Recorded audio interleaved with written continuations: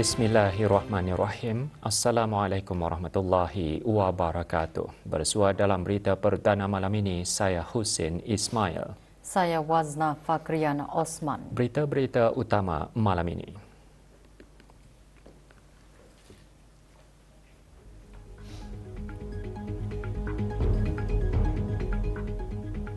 Ke bawah Duli Yang Maha Mulia Paduka Seri Baginda Sultan dan Yang di-Pertuan Negara Brunei Darussalam berkenan menerima menghadap Panglima Kopassus TNI AD. Ke bawah Duli Yang Maha Mulia berkenan menerima menghadap Pesuruhjaya Tinggi Republik Singapura yang akan menamatkan perkhidmatan.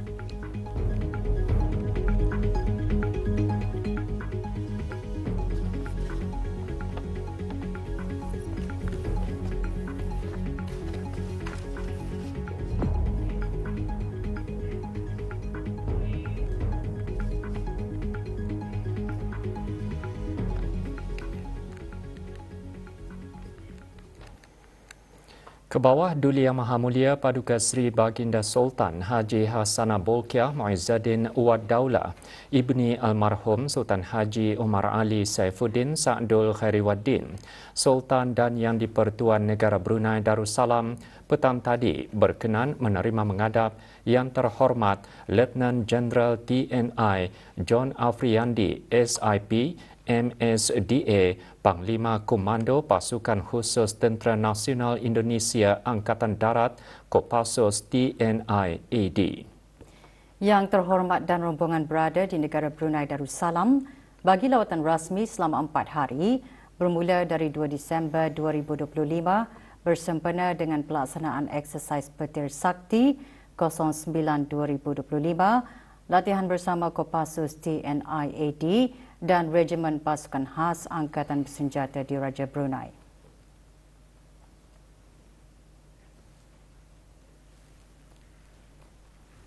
Ke bawah Duli Yang Maha Mulia berkenan menerima menghadap Yang Terhormat Letnan Jeneral TNI John Afriyandi. Majlis menghadap berlangsung di Istana Nurul Iman.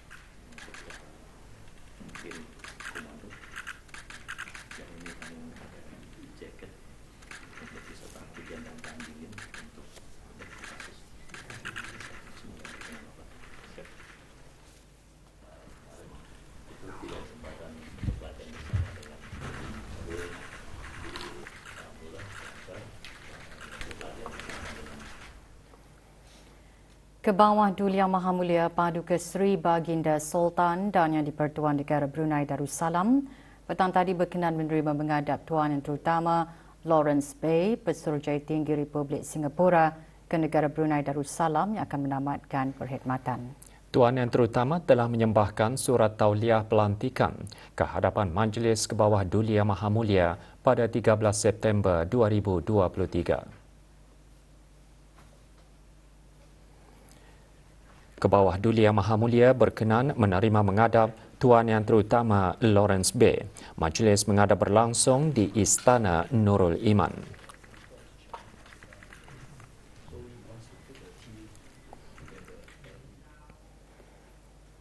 Duli Yang Teramat Mulia Paduka Seri Pengiran Muda Mahkota Pengiran Muda Haji Al-Muhtadi Billah, ibni ke bawah Duli Yang Maha Mulia Paduka Seri Baginda Sultan Haji Hassanah Bolkiah Muizzaddin Wad Daulah, Menteri Kanan di Jabatan Perdana Menteri petang tadi berkenan menerima menghadap Yang Terhormat Letnan Jeneral TNI John Afriyandi SIP MSDA, Panglima Komando Pasukan Khusus Tentera Nasional Indonesia Angkatan Darat Kopassus TNI AD. Yang Terhormat dan rombongan berada di negara Brunei Darussalam bagi lawatan rasmi selama 4 hari bermula 2 Disember 2025 bersempena dengan pelaksanaan eksersis Petir Sakti 09-2025, latihan bersama Kopassus TNI AD dan Regimen Pasukan Khas Angkatan Bersenjata di Raja Brunei.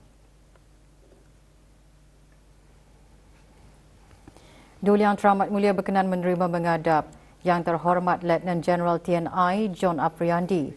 Majlis menghadap berlangsung di Qasar Al-Mizan.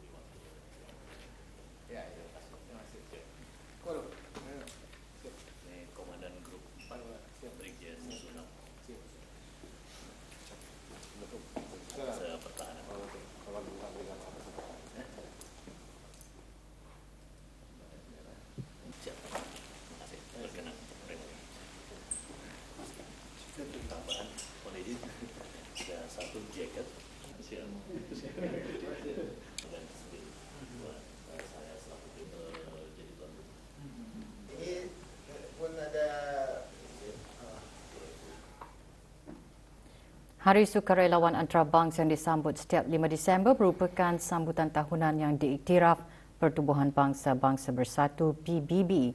Bersempena sambutan tersebut, Kementerian Kebudayaan Belia dan Sukan petang tadi mengadakan majlis doa kesyukuran di Masjid As-Solihin. Hadir yang berhormat Datuk Seri Setia Awang Haji Nazmi Mohamad, Menteri Kebudayaan Belia dan Sukan. Sambutan Hari Sukarelawan Antarabangsa menjadi platform penting untuk menghargai sumbangan para sukarelawan serta memberi peluang kepada individu dan organisasi untuk berkongsi, mempromosikan dan memperkukuhkan usaha kesukarelawanan.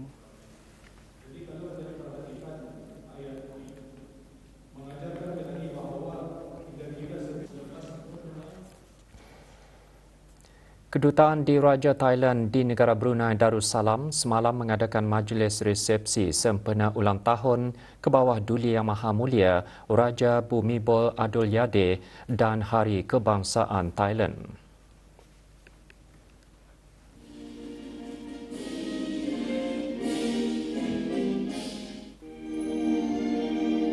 Mewakili kerajaan ke bawah Duli Yang Maha Mulia, Datuk Seri Paduka Awang Haji Muhammad Azmi bin Haji Muhammad Hanifah, Timbalan Menteri Tenaga di Jabatan Perdana Menteri.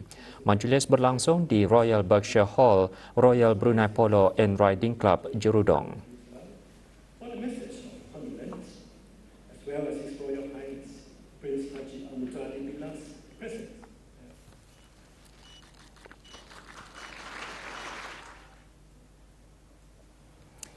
Youth Cycle from Protection to Purpose meningkatkan kemahiran belia dalam mereka bentuk dan menjahit. Ikuti bahan beritanya selepas ini bersama dengan bahan berita lainnya.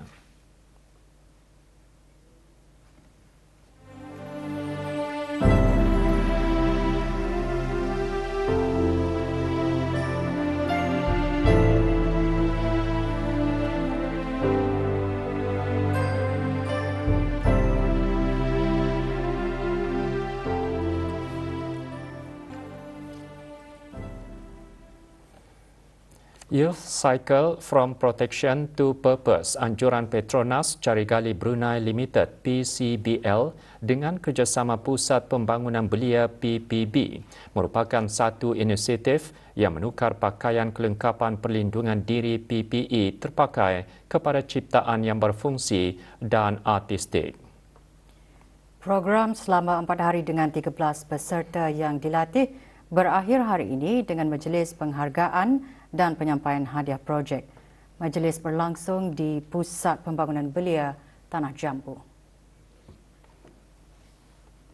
Hadir yang berhormat Awang Abdul Aziz bin Haji Hamdan, Ahli Majlis Mesyuarat Negara dan Tuan Abdul Munir Lutfi bin Said, Timbalan Pesuruhjaya Tinggi Malaysia ke negara ini. Program bukan sahaja memberi penampilan baharu kepada bahan daripada operasi PCBL, tetapi juga melengkapkan belia dengan kebolehan mereka bentuk dan kemahiran menjahit. Penyampaian hadiah disempurnakan oleh Puan Naisuria binti Datuk Hashim, Country Head PCBL.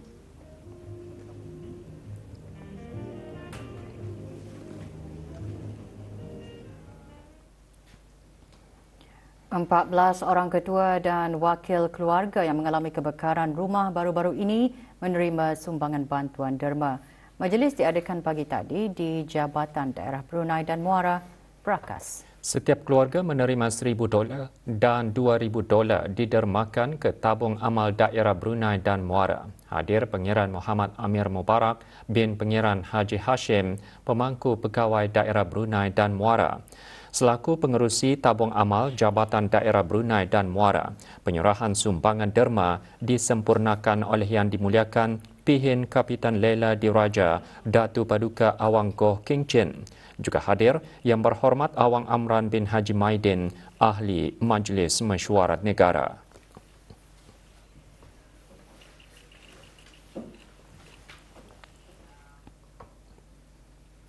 Restoran Anjung Saujana kini memperkenalkan identiti baharunya di lapangan terbang antarabangsa Brunei sebagai The Airport Restaurant by Anjung Saujana.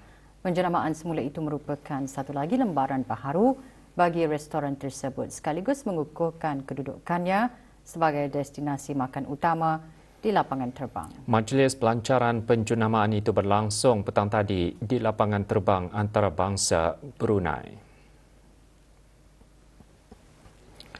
Pelancarannya disempurnakan oleh Awang Haji Hairul Muhammad Daud bin Haji Abdul Karim, Timbalan Setiausaha Tetap Info Komunikasi Kementerian Pengangkutan dan Info Komunikasi. Restoran tersebut mengetengahkan warisan kuliner dengan membawa masakan kontemporari moden. Penjenamaan semula itu diadakan sempena dengan ulang tahun Royal Brunei Culinary RBC ke-50 yang sekaligus mencerminkan komitmen syarikat dalam menghormati warisan kulineri. Bersempena dengan pelancaran semula itu, The Airport Restaurant menawarkan beberapa pilihan kegemaran nostalgia sepanjang bulan Disember. Dewan Bahasa dan Pustaka melalui bahagian sastra dan majalah pagi tadi menganjurkan Majlis Apresiasi Program Mentor-Menti Kritikan Sastra 2025. Majlis seumpamanya sebagai tanda penghargaan dan apresiasi kepada mentor dan menti yang berjaya mengikuti siri bimbingan kritikan. Program tersebut bertindak sebagai platform bagi mengenal pasti penulis dan pengkritik baharu yang dirancang bagi memastikan warisan kesusastraan terus subur dari semasa ke semasa. Melalui kerjasama tenaga mentor berpengalaman dan penyediaan ruang berkarya, penganjuran program diharap menjadi pemangkin kepada lahirnya generasi pengkritik sastra yang berkualiti, berwibawa serta berfikiran jauh ke hadapan. Hadir Awang Suib bin Haji Abdul Wahab, pemangku pengarah Dewan Bahasa dan Pustaka. Impak pelaksanaan program yang menunjukkan hasil positif seiring dengan objektif penganjuran dibentangkan dalam laporan pencapaian program. Peningkatan yang ketara dapat dilihat melalui kemahiran para menti dalam aspek penulisan dan pemikiran kritis. 3 pelajar Universiti Teknologi Brunei UTB dipilih menerima penghargaan bagi penghasilan video Majlis Penghargaan Penghasilan Video Pengumuman Perkhidmatan Awam PSA, Pemakanan Sihat Anjuran Pusat Promosi Kesihatan dengan kerjasama UTB. Majlis penghargaan diadakan pagi tadi di Pusat Promosi Kesihatan.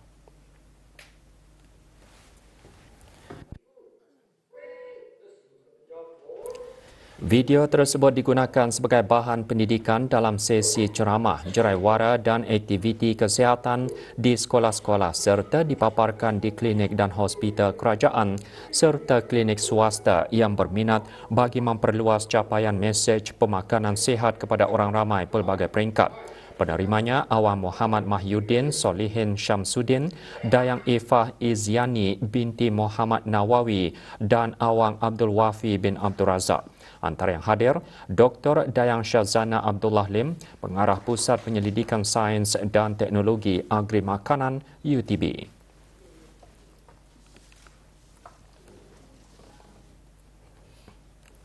Persekutuan Pengakap Negara Brunei Darussalam PPNBD dan Gerakan Pramuka Indonesia terus memperkukuh hubungan dua hala dengan lawatan rasmi ahli PPNBD ke kuartir cabang Surabaya, Indonesia yang berlepas meninggalkan negara lewat petang kemarin. hadir mengucapkan selamat berlayar di lapangan terbang antarabangsa Brunei Awang Haji Junaidi bin Haji Hussein, Ketua Pesuruhjaya Pengakap PPNBD. Lawatan kerja sehingga 11 Disember ini antara lain dihasrat dapat mempelajari amalan terbaik serta menyediakan platform pertukaran pandangan, strategi dan pengalaman dalam pembangunan organisasi pengakap di peringkat serantau.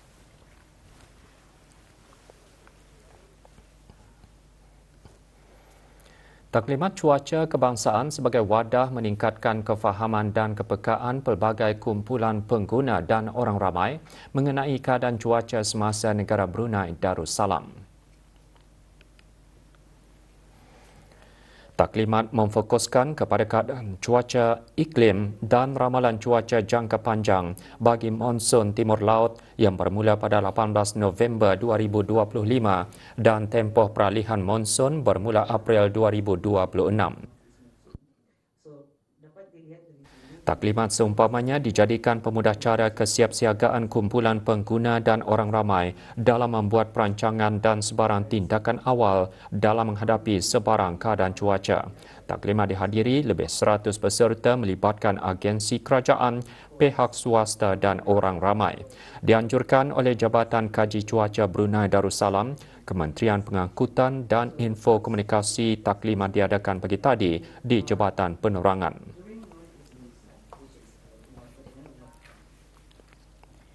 Seorang wakil negara Brunei Darussalam mendapat pingat dalam pertandingan cabaran kulineri antarabangsa Sarawak. Acara berlangsung di Universiti Kampus UCSI, Kuching. Muhammad Hafizur Rahman bin Dr. Hashari Nudi mendapat pingat perak bagi kategori terbuka hidangan utama berasaskan ikan atau makanan laut.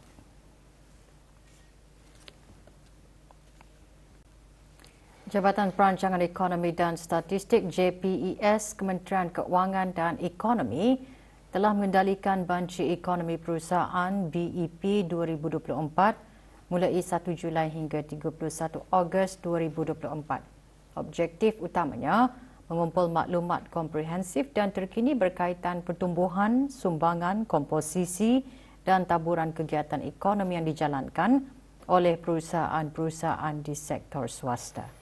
Data yang dikumpul akan digunakan untuk penyusunan perangkaan akaun negara, terutama bagi pengiraan keluaran dalam negeri kasar KDNK bagi mengetahui sumbangan terkini sektor swasta kepada pertumbuhan ekonomi negara.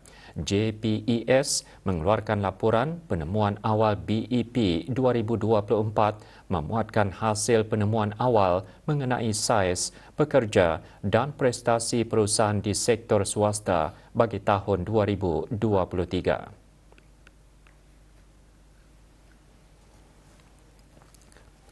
Antara penemuan utama yang dimuatkan dalam laporan tersebut, sebanyak 93.3% perusahaan tergolong dalam kategori perusahaan mikro, kecil dan sederhana berbanding 93.4% pada tahun 2022. Sementara perusahaan bersaiz besar merangkumi 6.7% berbanding 6.6% pada tahun 2022. Tiga aktiviti ekonomi terbesar terdiri daripada perdagangan borong dan runcit, penginapan dan perkhidmatan makanan dan perkhidmatan profesional, teknikal, pentadbiran dan sokongan. Jumlah pekerja di sektor swasta meningkat 11.5% pada tahun 2023 berbanding tahun sebelumnya.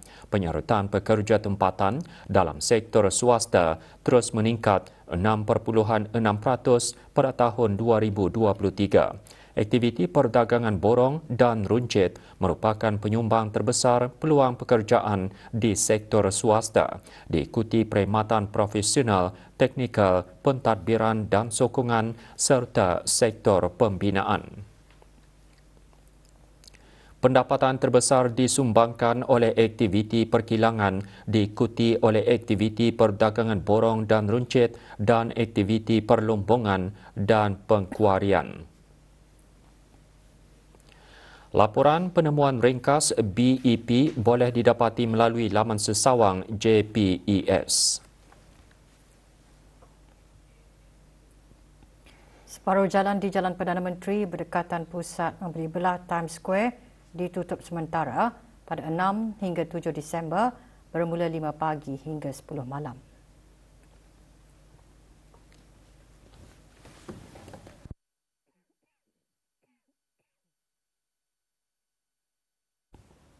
Penutupan disebabkan kerja pembinaan jejantas berjalan kaki di Jalan Perdana Menteri. Para pengguna jalan dinasihatkan untuk sentiasa berhati-hati dan mematuhi papan tanda arahan jalan raya serta had kelajuan yang ditetapkan.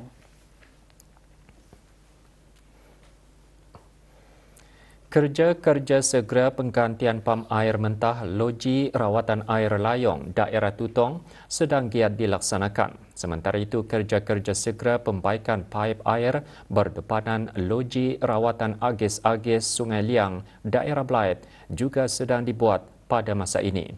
Berikut dikongsikan maklumat kawasan terjejas dan lokasi tangki biru.